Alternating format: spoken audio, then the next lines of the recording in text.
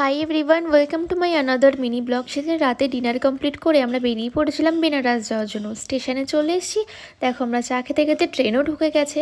কিছু রাস্তা অতিক্রম করার পর আমরা বেনারস স্টেশনে পৌঁছে গেছিলাম।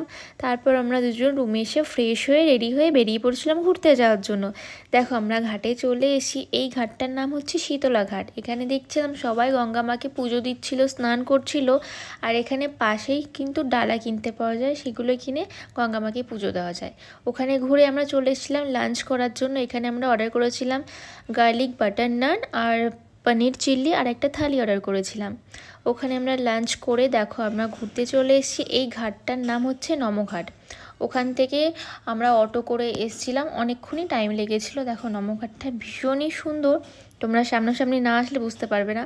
আমরা তো অনেক ফটো ভিডিও করেছিলাম, সেটা তোমরা সবাই আমার বড় ভিডিওতে দেখতে পারবে।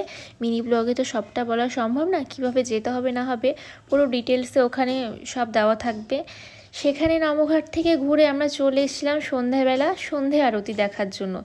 দেখো এখানে সবাই চলে এসেছে আর আমরা এখানটাতে বসেছিলাম। সেটাও আমাদের হচ্ছে 300 টাকা চেয়েছিলাম, আমরা বার্গেনিং করে 200 টাকা দিয়েছিলাম। একদম সামনে থেকে আমরা পুরো আরতিটা দেখতে পেরেছি। আমার তো ভীষণই ভালো লেগেছিল। তোমাদের সাথে একটু ছোট ক্লিপে শেয়ার করে দিচ্ছি সন্ধে আরতিটা। তোমাদের কেমন লাগলো আমাকে কিন্তু জানিও। আর তোমরা কারা কারা বেনারস দেখেছো সেটাও কিন্তু কমেন্ট করে জানিও।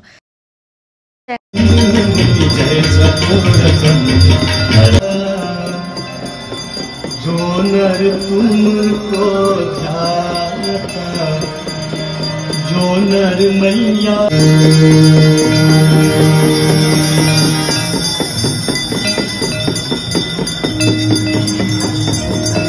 अखंड